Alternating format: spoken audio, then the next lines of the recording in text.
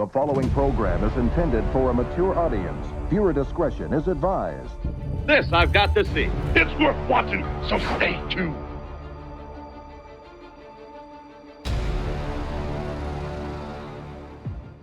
Welcome to Power 60. We talk about real shit in a guy's world, red pill informed, evolutionary psychology, how we get what we want out of life, but also how to connect with the women that we want, whether we're in long-term relationship right now, or it's the next woman or women that we're with, depending on if you're Kent and you're spinning a bunch of plates. And we talk about that here every Wednesday at 7 p.m. Love you guys so much. We're going to get into Mark Manson, chapter 9 today. Last time we talked about anxiety and neediness. Anxiety and neediness go hand in hand.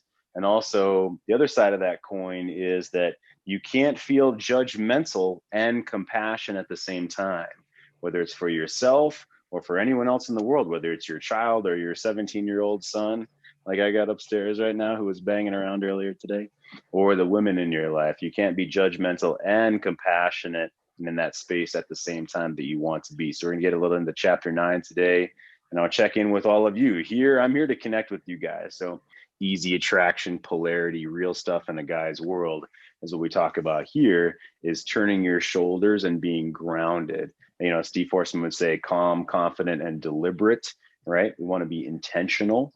We want to be in control of our emotions. And Mark Manson's first book, his self-published book, Models, is what we've been unfolding over quite a bit of time, because I love to bounce off you guys.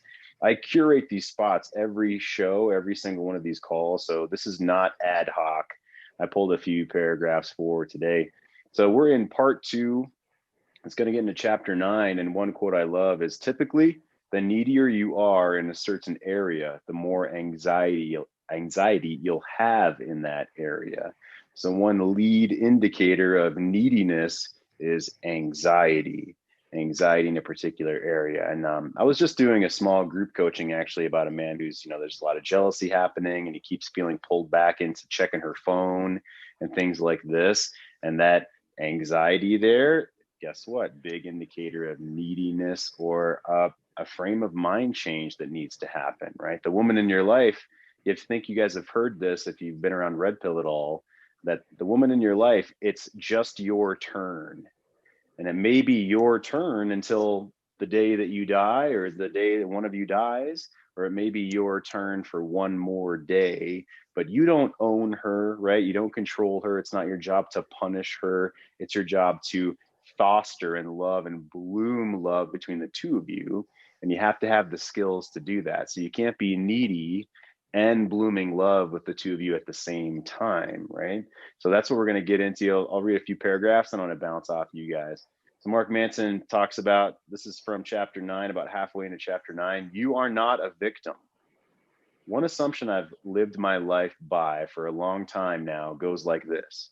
If it's a question of me being screwed up or masses of people being screwed up in the same way, then it's far more likely that it's just me being screwed up, right? Taking ownership of yourself.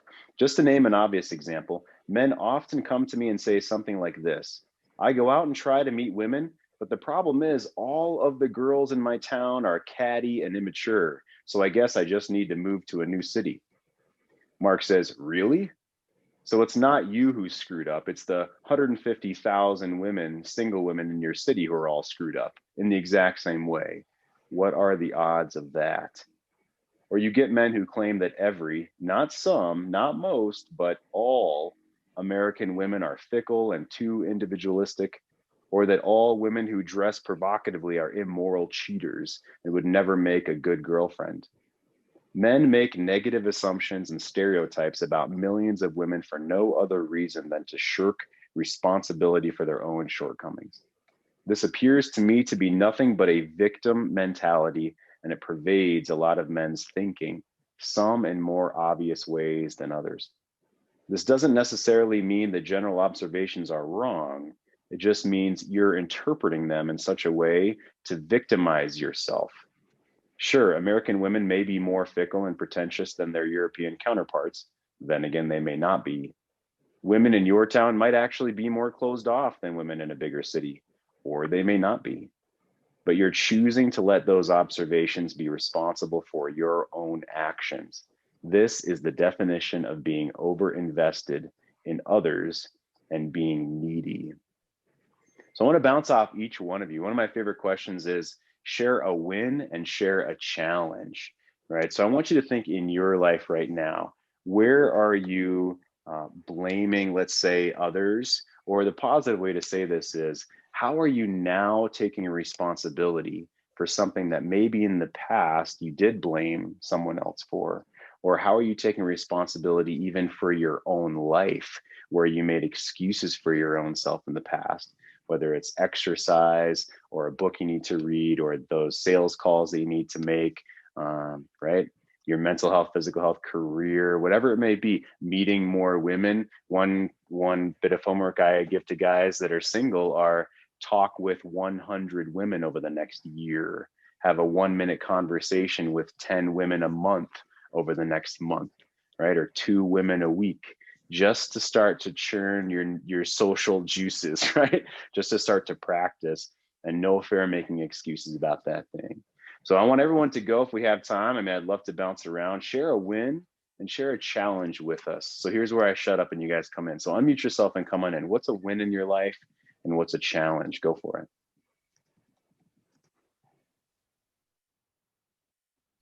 I guess I'll kick it off then. Yeah, John, go for it. So win in my life, I'm getting my computer for my second job tomorrow. And then something I need to work on is definitely exercising a little bit more. I've been kind of putting that off with all the other billion things I have going on, and I'm just making excuses for it. Yeah, right on. I mean, like you just said, all the billion other things. I saw you showing off your V8 before I pressed record tonight. That's beautiful, man. Yeah, I'm super happy that's finally done and rolling on the road. Yeah, absolutely. Thanks for jumping in, John. All right, I'd like everybody to go as long as you're not busy holding. I mean, John's holding a baby and he still came in, so no one else has got. Dan, go for it. I'll jump in. So a win is, I actually was just kind of reflecting on where I am now versus a year ago, and it is night and day.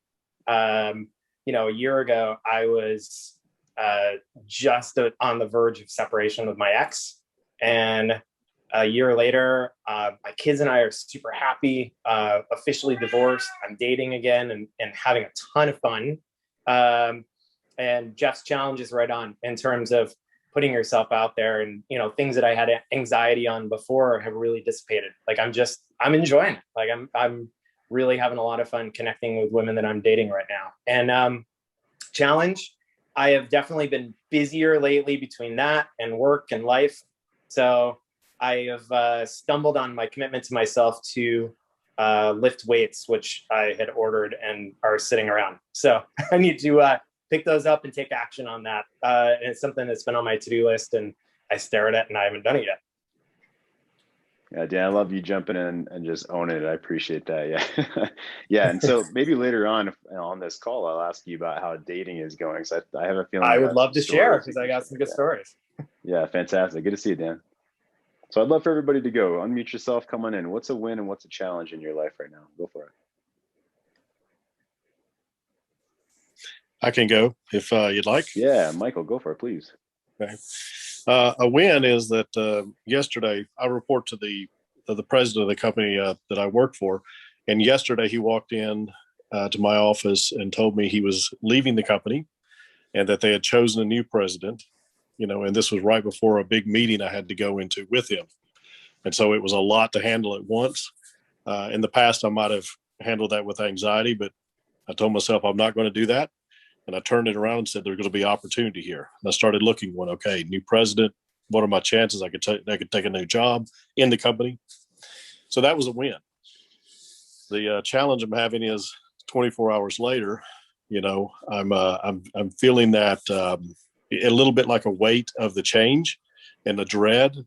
And so keeping that focus on, no, I'm going to focus on the opportunity here, and change always happens. But that weight just feels like it's pressing, and it's I've been sitting, just being quiet, going, it's okay. This is going to be good. But that's my challenge. Yeah. Thanks for jumping in, Michael. That's just like Jocko and good, right? This is going to be good. I just need to fix my mindset here, right? So, I mean, Michael, is that a new practice for you, right? In the past, I don't know, a year ago, 2 years ago, would you have handled it so well? Yeah, no, I've been working on this for the specifically for the past year. Just really just looking at things that used to cause me anxiety in the past, and just anxiety actually helped me grow in the company because I was fighting because I was afraid. But now I'm just like, no, I'm at a place now. I've got accomplishments. I'm going to change the way I look at life. So, yeah, I've been doing this for about the last year, and I've been having success. And yesterday was a real good test of it because this was a big change. And I said, no, I'm going to do it in a different way. You know, I'm not that old person. I'm going to do it this new, direct, intentional way. So, yeah, that's new. And that's so for over a year, that I'm in a much better place, and I feel really good and calm, and I got a good core about it. Yeah, beautiful. Fantastic. Thanks for coming in, Michael. Good to see you. Mm-hmm. Who's next? Come on in. I'd love for everybody to go. Unmute yourself. Winning a challenge. Oh. Yeah, Lon, go for it. Yeah, win for me. I've really, the concept of high regard has really sort of entered my brain on a clear, calm, conscious level. I sort of have this idea that I can see about 500 miles to the horizon. Everything just seems really calm, and everything seems easy. Like nothing seems difficult anymore. Really low anxiety. I'd consider that a big win. And then a challenge for me, honestly, has been exercising. I was doing pretty good.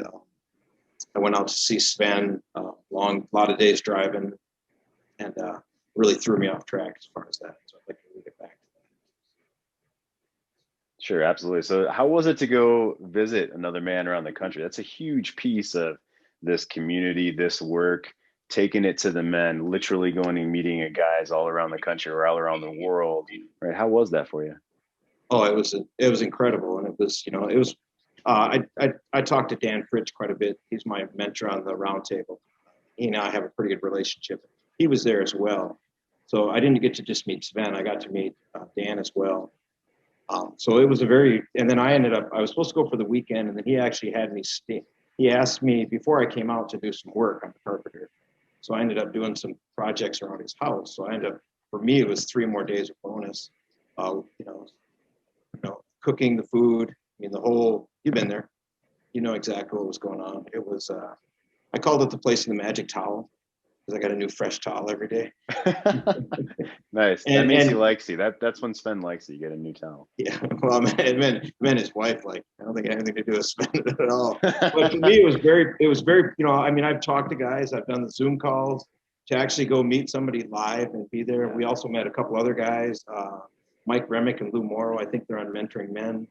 So it was really interesting to be around guys that were, the talk wasn't like, hey, how do you think the Chiefs are doing this year? It was more along the lines of like, yeah, my wife left me too, and this is what I'm doing, and it wasn't that like that fucking bitch. It was more along the lines of like, so I've been working on this, and, very honest, open conversation. Everybody should have to do it. So. Yeah, absolutely. And you just reminded me of something, Lon, that we love women in this group, but we love women. We hold them in high regard. That's something that all the coaches, including myself, of course, and everyone teaches.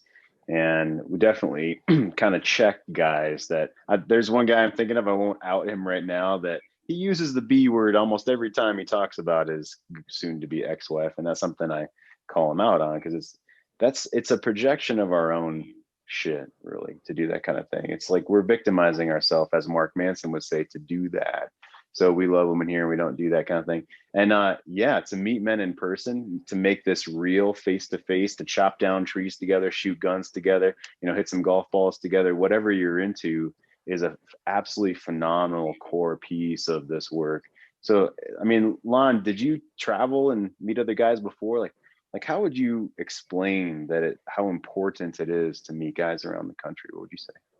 Oh, absolutely. I would not. He emailed me, or we were going back and forth, and he's like, hey, you want to come out to Pennsylvania and visit?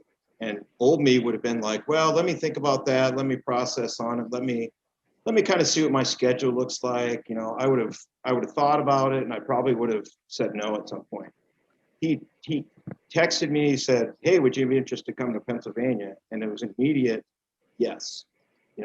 Yeah, absolutely. And it wasn't any doubt in my mind. It was like, even I'm going to make that work. I mean, obviously I'm self-employed, so I get to do my own schedule. I don't have to ask for that. But there was no doubt in my mind. I was just like, and I originally was going to fly out there, but because he asked me to do the projects, I ended up bringing some materials with me. So I actually drove, which I would not recommend. The drive was, at my age, 2 days. It took me 2 days to drive out there, long days. And I was hurt by the time I was done. I didn't get a lot of sleep there. I had a lot of mental things going. I was thinking a lot. I was really processing a lot, but I wasn't sleeping. And of course, being in a strange house didn't help. But I was so, just sitting and talking to Sven and, the information, I really didn't want to go to bed. It was like, at one point I remember I was talking to him, he doesn't know this, but I was so tired that he disappeared like an acid trip. He just like ripples of water, because my eyes were so, but I was just like, no, I want to keep talking. So no, I would say, sitting in here talking to you like this is one thing. Going there and doing it in person, there's no comparison to, and then that's completely different comparison to being on Facebook. And, this is next level after Facebook, and then actually being in person. And what you'll find is that I will continue, he was asking me, he's like, well, will you go do others? And I'm like, absolutely, as often as I can, I will go meet and do other things. There's just it was very powerful. It was very emotional. It was very moving. I mean, it really helped to sort of help me clear things up. And I came out of it, like I said, with that, I just was very clear on sort of my life, where I was at. One of the things I didn't mention is that, I put myself in high regard. I also did the same thing for my wife. I mean, which is, that we're divorced, but I really honestly see her in a different light than I did even 3 weeks ago.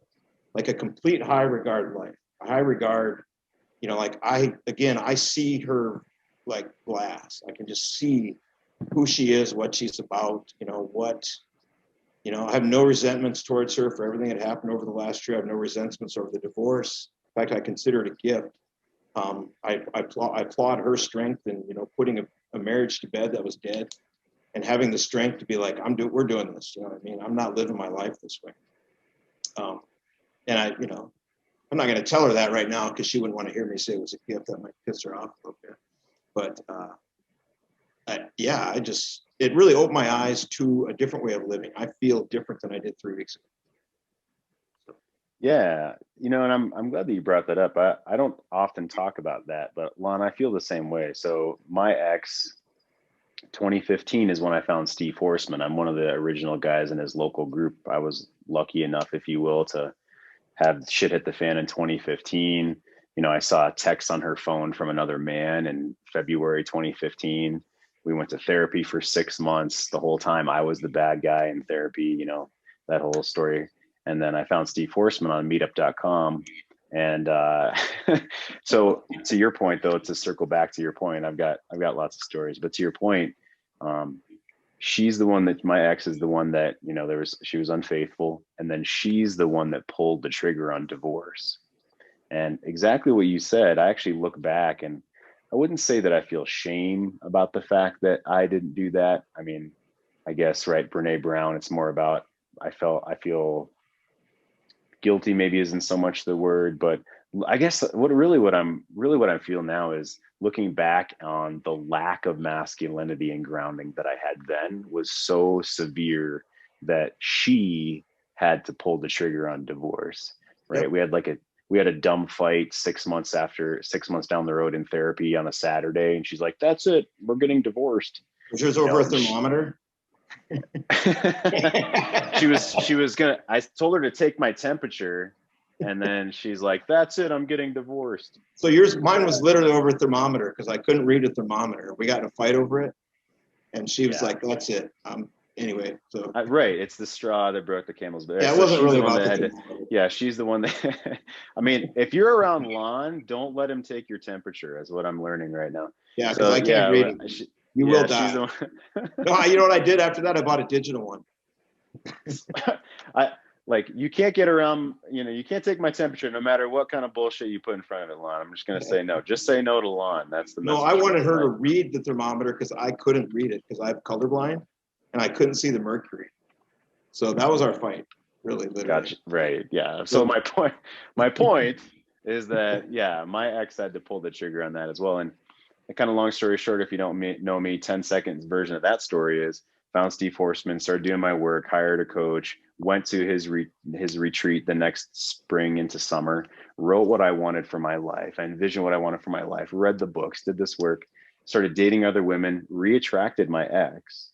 I started dating my ex again. And then I, just long story short again, turned down my ex, which was very difficult to turn down the mother of my child. And happy ending now. I've been with Cynthia Kruse, my fiance, for going on 5 years now. Like, awesome stuff. Using this, by the way, from day one, using all of these skills from day one to invite her into my frame, to sort of teach her, if you will, what I want to have in life, and to be that sacred masculine container and to invite her in. And as I said at the very beginning, knowing how to turn my shoulders toward her and engage her and penetrate her, as Zan Purian would say, energetically, and also turn my shoulders toward what I want in life and invite her along. And what I just said, I had no idea how to do or talk about or embody before finding this work. And then meeting men in person around the country. I mean, I'm going to Idaho at the end of this month. That's full. Dennis Collins and I lead Phoenix, Arizona, the pistol retreat there. We packed that this year. We're going to do 2 of those next year, all around the country. I'm going to visit Sven again. I went to North Carolina, met men in Georgia and Texas and Boston. I'm going to Spain this September, as long as, you know, as long as the EU allows me in with my 2 Pfizer shots or whatever the F they have to have. You know, got my card and stuff like that. So yes, meet men around the country. Barry and I and Lon are going to Kilimanjaro next year, 2022, September, right? No bullshit. We're going to Kilimanjaro. Barry's going to fly like a bat off the top of it, but that's another story. So, Lon, thanks for jumping in, buddy. Good to see you. Thanks. Yeah, so now that I'm going to pick on Barry. Barry, come on in. What's a win and a challenge? And the challenge has got to be learning to fly out of your bat suit or whatever off of the top of a cliff, right? You got to share that with us. Oh shit, I wasn't even thinking about that one, but that's a good one. The win, you know, the funny thing is the win.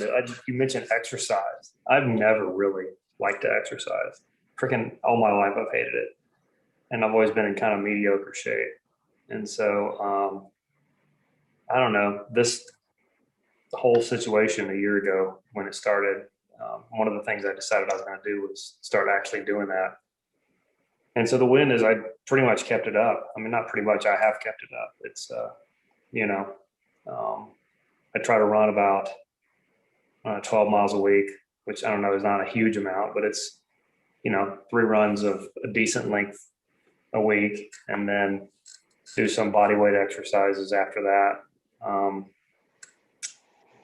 And, you know, it's worked pretty well. And I figured, you know, I'd fall off the wagon at some point and just go back to being lazy, but it hasn't happened yet.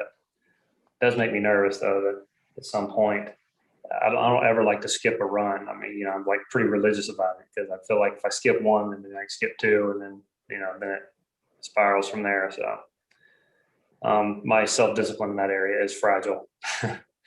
So that's a win, though. It's working out pretty good. What was this say? The challenge? The challenge is deciding whether I'm actually going to fly out to Kilimanjaro or not. I'm coming down the side of, yeah, I think I'm gonna at this point. So, but I haven't decided yet. I've started the training, as you know. It'll be, I'm gonna take it one shot at a time. I'm gonna go back every 3rd or 4th weekend and spend a weekend, you know, training, and then decide how it goes for me, whether the risk becomes more than I want to assume. So probably take, you know, 1 broken leg or something like that. But, you know, anyway, I'd suck to break my leg a month before Kilimanjaro. That'd be hard to walk up that mountain. So I command you to not talk about breaking your leg any longer. It's like, I know that's a worry, right? That's a worry. But hey, so if that happens, you go next year, right? Like you fly off at the next year, or another mountain, and a Chilean mountain or something, right? Like Yeah. you're going to do it. You're the kind of man that's going to do it one way or the other. Yeah, I'm thinking, I mean, there's a lot of factors to consider and climbing this hill.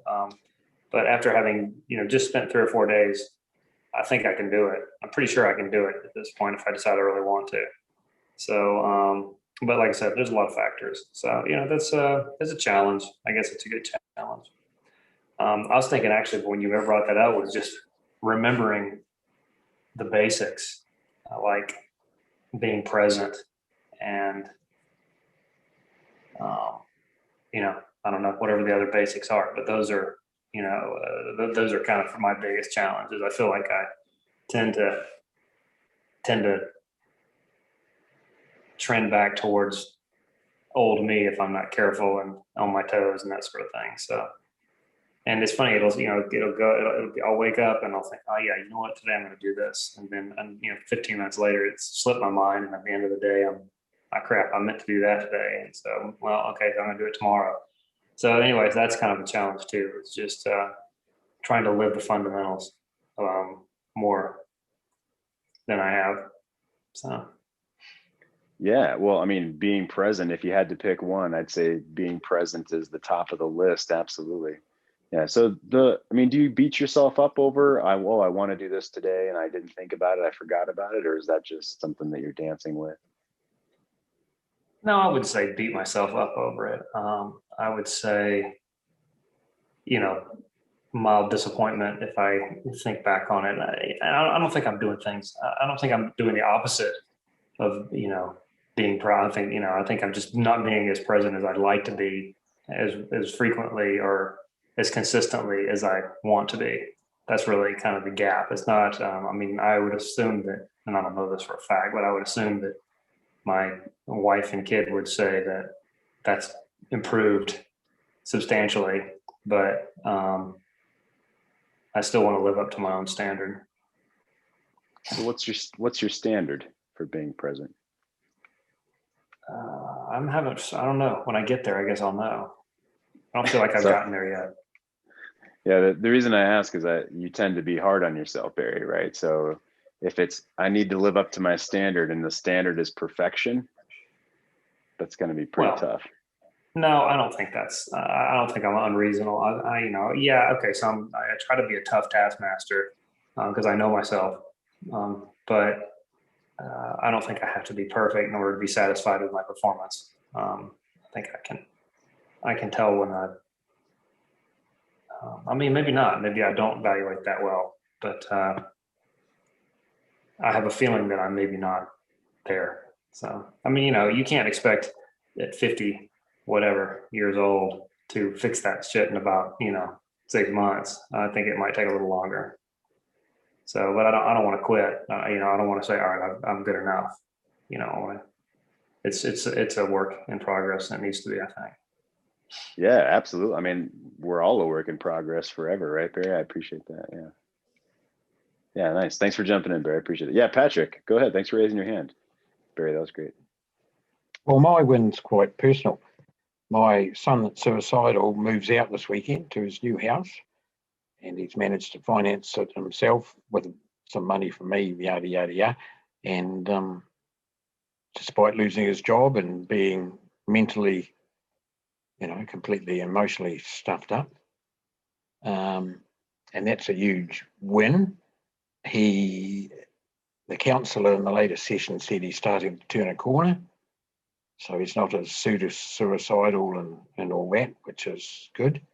And the other win is my other son has returned from Aussie, and he's returned to live permanently back in New Zealand with his wife and daughter. And yesterday he turned up. Well, I knew he was back in the country. He'd been back in a couple of days, but been staying with his wife's parents. And he turned up out of the blue early yesterday. I was expecting him a bit later with my wife, and we had a really good chat. And he's still with me now. He's gone out shopping. He's still with me now, and we're having really good connection and a chat. And I've shared with him that I need help in helping me with my other son. and they're both into video games, and it's a simple pleasure sort of thing. I was watching them both sitting on the couches playing video games and chatting man to man about other shit, and I just thought, hallelujah, I've got somebody. What a beautiful scene. Yeah. I was, Congratulations. and my suicidal son was relaxed. He wasn't hyper. He wasn't agitated, and they were talking. You know, the son that's come from Aussie's a psychologist, so he understands a whole lot of shit. Wow. I was talking a lot about our stuff with him this morning, and he goes, "Oh, that's this and that's this," and I'm going, "Fuck, he's ahead of me," style of thing. So, and that the whole thing has given me some peace that I haven't had for a long time. And my second son, he's waiting for the tenants to move out of his house, so he's going to be staying with his wife. My older son goes, and my younger son comes in with his wife for the next 2 or 3 weeks, and so that'll be cool. And yeah, it's really good to have the two brothers connecting. And I've told my younger son how seriously ill my older son's been, and it's part of his professioning. So, you know, it was pluses. And to have my son turn a corner, he's concerned about the older one, about living by himself and getting the impulse and doing something once he's in the house. But said we'll take everything a step at a time. So a lot of you know my story. So far out after almost a year, it's starting to turn, which is a huge win. My challenge, far out. I've got enough challenges. Well, believe it or not, I've got an immediate challenge. In 2 hours' time, I've got to go in front of 5 people who have suspended my brother from his club for 3 months. And the whole thing's a big misunderstanding. And my brother's manic depressive and he's about to crash. And I've got to try and argue that the whole thing's a load of crap and do that. And I've got, to be honest, I've got my brother ringing me up and he's a bit hyper and he's abusing me. And I'm going, don't you think I've got enough crap in my life without you ringing me up and abusing me? And now you want me to go and act for you. And you're giving me this crap. I hung up on him. I don't normally hang up on him. I just went. So that's my next challenge. We'll either win or we won't. I'm not outcome focused. I'm just going to go there and go, here it is, and this is how it's going to, you know, this is it. And when he comes out, we either win or lose. That's it. But anyway, that's the thing. My personal challenge, I don't know. Probably I'm just keep doing the work. Keep doing the work, keep growing, keep learning. I've got more time to focus on myself now that the other problems, Adam's problem is not under control. It's there. We just got to hope that he stays well and doesn't get a sudden impulse. Yeah. That's, I mean, absolutely. Congratulations. I'm so happy to hear that, Patrick. I mean, yeah, I'm almost speechless. That's so fantastic. So that's great. Well, it was interesting. It was my 69th birthday a couple of days ago. And he'd left the house in the morning and I was still asleep. And then he rang. He texted me to say, you weren't awake, Dad. Happy birthday, Dad. And I text back, thanks, Adam. The only birthday present I want is you here. And he texts back, I'm not going anywhere.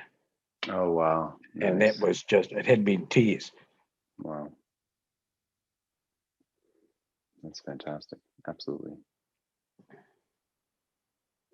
Patrick, I have a strange question, if you don't mind, and if you don't want to answer, it's fine. So your brother is your twin, right? Yeah. So again, this is a strange question I've never asked, but what is it like to have a twin that has, some difficulties, mental health difficulties, and when you speak with him, there's probably nothing for you to compare it to, but is there more resentment there? Is that I can keep my shit together, why can't you keep your shit together? No. Look, there's he's had a crap life. He's been bipolar all his life, and that causes highs and lows and manic episodes. Like even now with him abusing me, I recognize it's because he's anxious, he's anxiety, he's got a scenario in his head that he wants to happen, and I'm going, no, that's not right, and it's not going to happen this way, and we need to do it this way.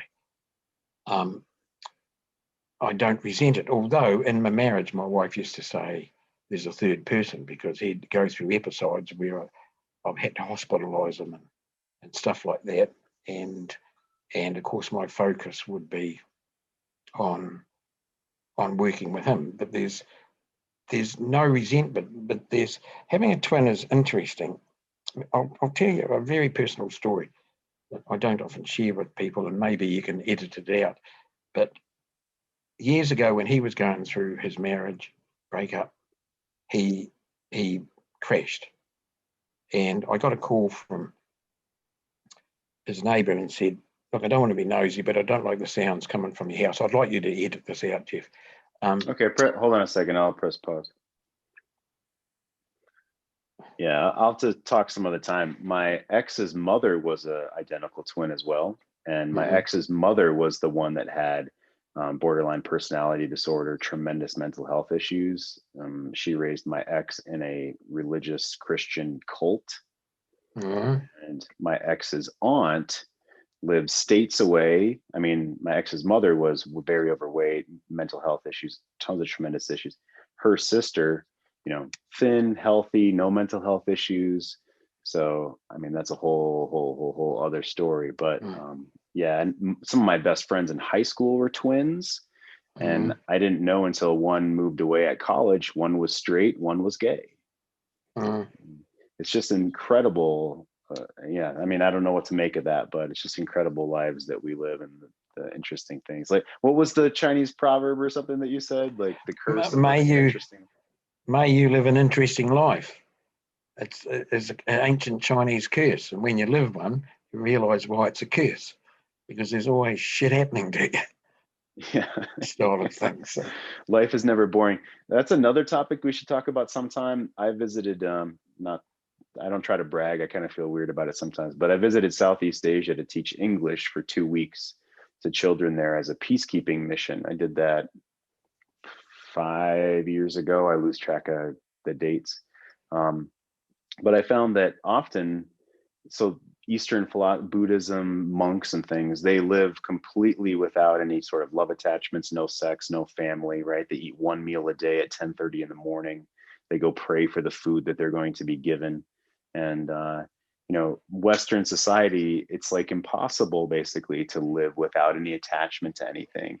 And so one thing I love to bring in, the spirituality, as that word that I use, is to bring in Eastern philosophy and Western culture and philosophy as well. Because you can go live as a monk and give up literally everything in your life and sleep on a mat. I could go do that. Like the head monk invited me to come back and, live in the monastery if I like, because of course I'm teaching English to literally their teachers and the 500 children there. I mean, that was such an amazing adventure. But what's my point there? So the curse of an interesting life. If you don't want an interesting life, you can go give up everything and be a Buddhist monk in Southeast Asia. They'll take you if you want that, if you don't want any interesting things to happen to you. Fantastic. Well, thank you, Patrick, so much. You guys are phenomenal. I apologize if we didn't get to everybody. You guys are absolutely incredible. I host this every Wednesday at 7 p.m. Mountain Time. The last week of each month, just so you know, I don't do any shows. Cynthia and I myself don't host shows, because we either travel around the country or around the world, or we're doing YouTube advertising, or I'm writing articles, speaking to different subcontractors that work with me. So the last Wednesday of each month, I have either Jason Bradbury or maybe Rob Piotrowski, one of my coaches, cover. But otherwise, we do this every single Wednesday at 7 o'clock. You guys are phenomenal. Thank you so much, Patrick. Thank you very much. Lon, Barry, Dan, good to see you guys. Michael, great to see you, man. Randy, I appreciate you. Kent and Kyle. Yeah, buddy, loving to keep your cameras on. Good to see you, Kyle. Michael, I don't know if that's the same Michael, but Michael as well. And JT came in. You guys are fantastic. Have a great rest of your night, guys. Ciao, gentlemen. I see right now.